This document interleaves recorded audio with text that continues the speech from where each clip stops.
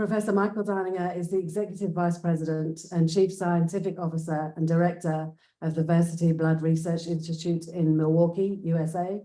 He is also a professor in the Division of Hematology in the Department of Medicine at the Medical College of Wisconsin. So prior to these current roles, he served as Chief of Hematology at the University of Utah, Senior Director for Transdisciplinary Research at Huntsman Cancer Institute, and Director of the Center of Excellence in Hematology and Hematologic Malignancies. Before that, he was Head of Hematologic Malignancies section at Oregon Health and Science University in Portland. So he earned his MD from the University of Würzburg Medical School in Germany, a PhD from the Imperial College in London, and completed a fellowship in stem cell transplantation at the University of Leipzig Medical Center. So as I mentioned, Mike will share the key biological highlights of the ASH meeting. Thank you, Mike. Good morning or good midday or good evening, everybody. So Nicola, thank you for the introduction. So I'll try to cover CML biology, but to be honest, there wasn't a whole lot on CML biology. So don't be too disappointed if there is not too much new information. But there are a couple of abstracts that I found interesting. So this abstract here from Italy, that's Simona Soverini's group, focused on a gene called ZD2, which is a histone trimethylase. And they found that this protein is downregulated in chronic phase CML, confirming results from blast phase CML they published in the past. And they now show that deficiency of the ZD2 protein is associated with impaired DNA damage repair. If you then restore ZD2 expression, you do restore DNA repair, and you decrease colony formation in CML. I'm sorry, it says increase, but it really means decrease. So I think this is a well done study that adds another pathway to the long list of pathways that are perturbed in CML and then cause genetic instability to drive disease progression. This study here, I found also quite interesting. That's from Sweden. And so these investigators performed single-cell RNA sequencing, focusing on a subset of genes, 579, that are associated with stem cell leukemogenesis and so forth. And they performed this combining the single-cell RNA sequencing with a technology called CytSeq, where you label cells simultaneously with antibodies. So using that approach, they sequenced many cells, 70,000, and were able to isolate a cell population that has a phenotype that was previously associated with TKI resistance. And that population is CD45R positive, KIT positive, CD26 positive. And then they went on and characterized the transcriptome of these cells further, and were able to show that these cells also express one Willebrand factor and TIM3, which is a potential immunotherapy target. So I think this is well-performed study, and if confirmed, that would add additional markers that allow us to identify CML stem cells. And so one would hope that perhaps they contribute over currently available markers so that we can purify these cells from bulk cells more easily without necessarily amplifying BCR-ABL at the same time. There were two abstracts that I think are potentially interesting. One of them is potentially practice-changing. The first one is was presented by Sue Branford from Adelaide, and it's an analysis of what they call cancer genes in patients treated on the Ascembl study. So just to give you a little bit of background, it's been shown by several studies that mutations other than BCR-ABL are detectable in some patients with CML, especially those in blast phase, where RUNX and ASXL1 and IKZF1 mutations are quite frequent. At diagnosis, these mutations are present in a relatively smaller subset of patients, and they may impact response to TKIs, especially those in ASXL1. So on the other hand, the role of mutations in these genes for patients with treatment failure who are in late chronic phase but haven't progressed yet is not as well understood. And so this study aimed at analyzing this question in patients treated on the Ascembl study. So just a quick recap. This is a study that compares asciminib and bosutinib. Asciminib is an inhibitor that binds to the allosteric site of BCR-ABL, and bosutinib is a standard TKI that binds to the ATP binding site here. And so this study enrolled patients who had failed at least 2 TKIs, but do not have the T59 mutation of BCR-ABL. That is the study design, so randomized 2-to-1 with a primary endpoint of MMR, major molecular response at 6 months, and then further follow-up for survival. So how was that done? That was performed on 89 genes with standard technology. DNA was isolated at baseline and then at end of treatment, and mutations had to be present where the analysis was limited to patients with transcript levels of at least 2% in the case of BCR-ABL, and variants had to meet the standard criteria for pathogenicity. Then they looked at the association between mutations and outcomes. So this is the overview of the study as a whole. 233 patients, and of those, 162 had mutation analysis. 82 of these 162 patients had mutations, for a total of 159 mutations in 23 different genes. As you might expect, the frequency of mutations was fairly equal across the 2 study arms. If you look at the types of genes involved, ASXL1 was most frequent, followed from mutations in ABL. These are, of course, mutations in the kinase domain that are associated with TKI resistance. And then there is a smattering of genes mutated at lower frequencies: ENMT3A, KMT2D, TET2, ZPP1. So essentially the gamut of mutations associated with myeloid malignancies. RUNX1, on the other hand, let me go back, is relatively less frequent compared to what we have seen in blast phase. So in comparison between the 2 arms, as you might expect, because it's a randomized trial that is not in any way stratified according to mutation presence or mutation rate, the distributions here are relatively equal, with perhaps one difference, but this is small numbers only. KDM6A mutations were less frequent in asciminib as compared to the bosutinib arm. So if you now go after the total number of mutations per patient, turns out that most patients have 1 or 2, but there are a few patients with, in fact, really polyclonal, or I shouldn't say polyclonal, with multiple mutations. And again, the distributions in these 2 study arms are not significantly different.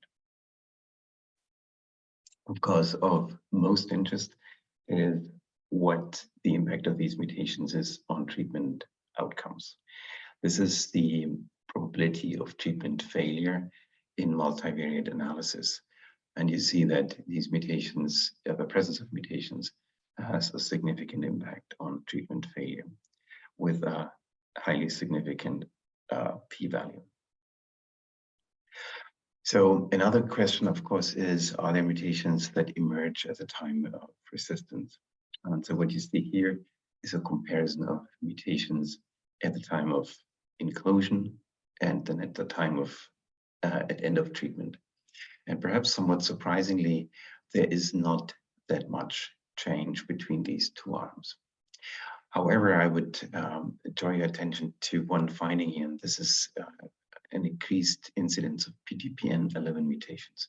So PTPN11 is a tyrosine phosphatase that activates or that negatively regulates the RAS pathway.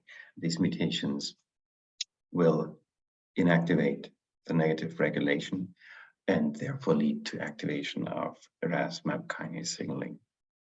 So this is of interest because RAS pathway activation has been found in other scenarios, such as FLT3 ITD, positive AML, or IDH1 and 2 positive AML, where relapse is frequently associated with mutations in RAS pathway genes, such as RAS itself, but also PTPN11. So I think what we see here is really a common theme across the myeloid malignancies.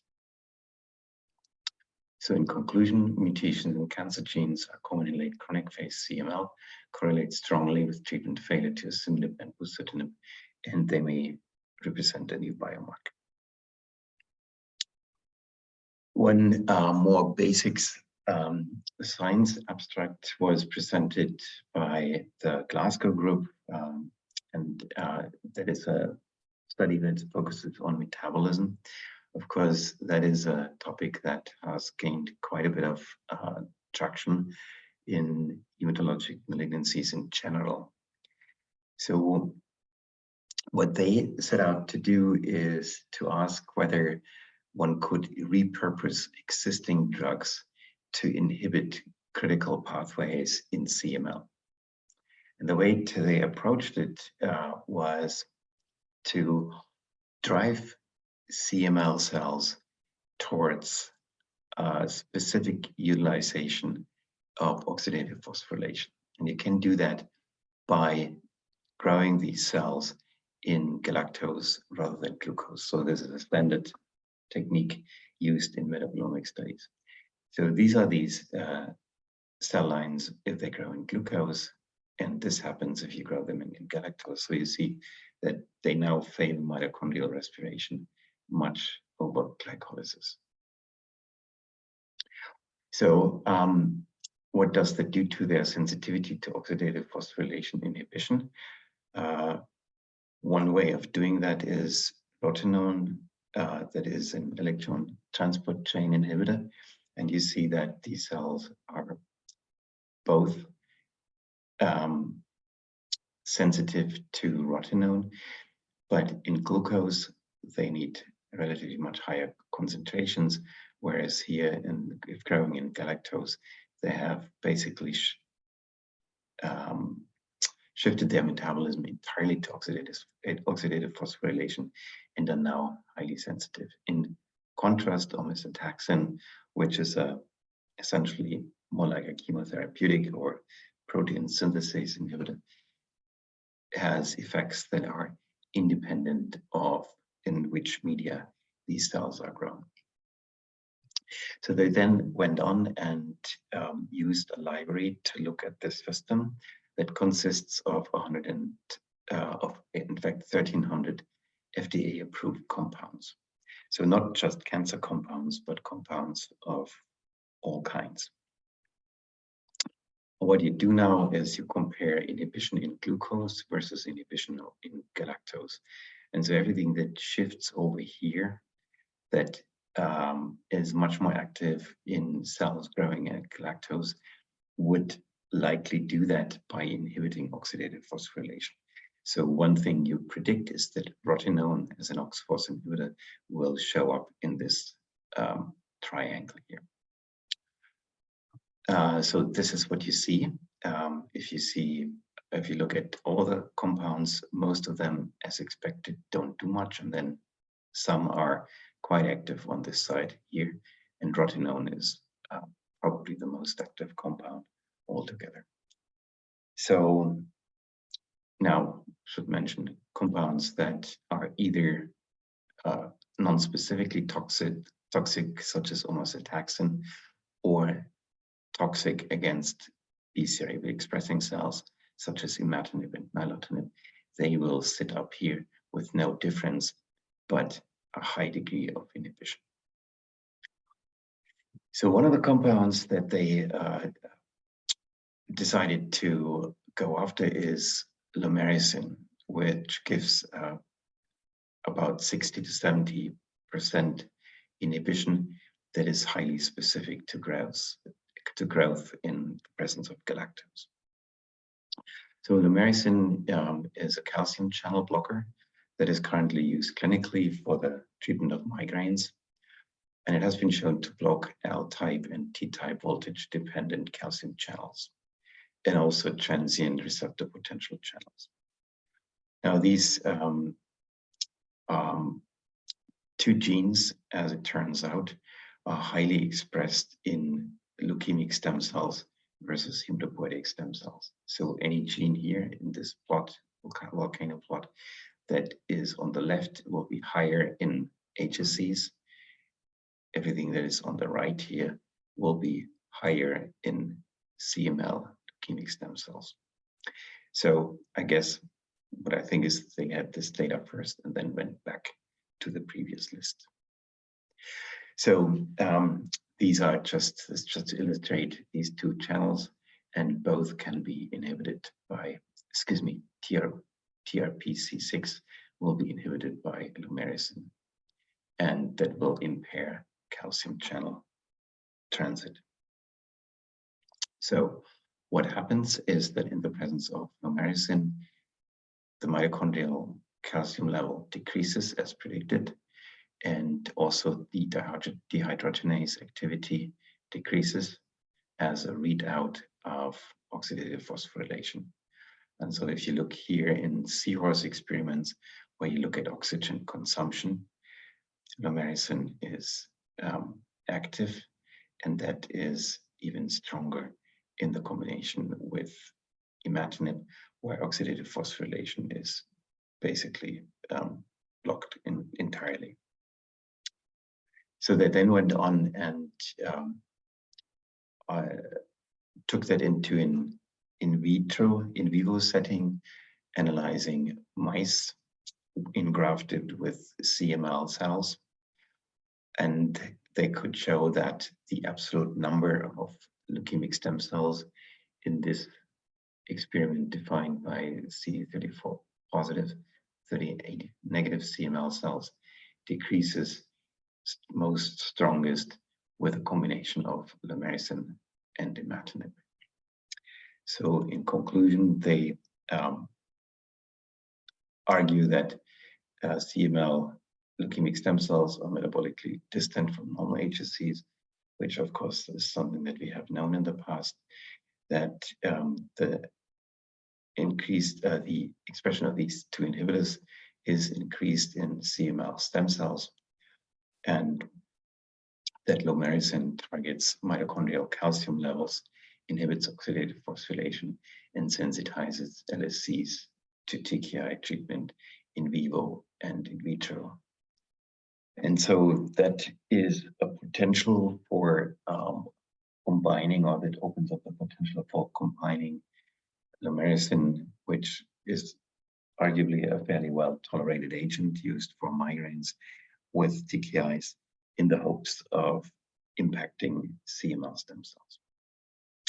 And I want to thank Sue Branford from Adelaide and Vigner Helgeson from Glasgow for providing slides to me. And that's all I had to say. Thank you. Professor Malhotra, I can see your hand is raised. Please go ahead. Hi, everybody. Okay, I have one question to Narayani and one question to Mike. Let me ask Mike first because I can see him.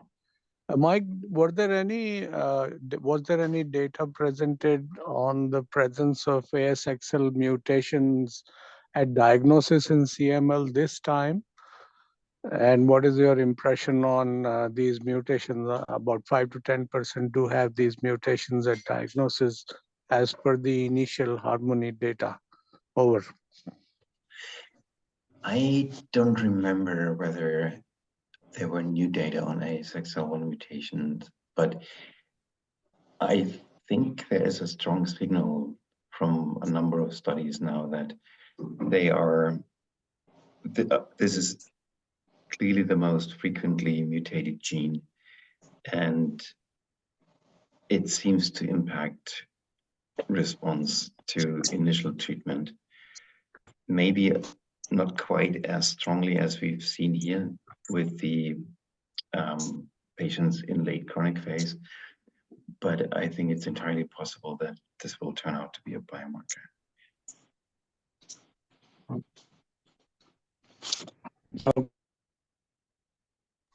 My clinical question is that the combination of nilotinib with interferon, will it make it to the accepted first-line options, like in addition to the 4 TKIs and maybe the inclusion of asciminib in first line also? Is it as effective when compared to single agent first and second generation tyrosine kinase inhibitors?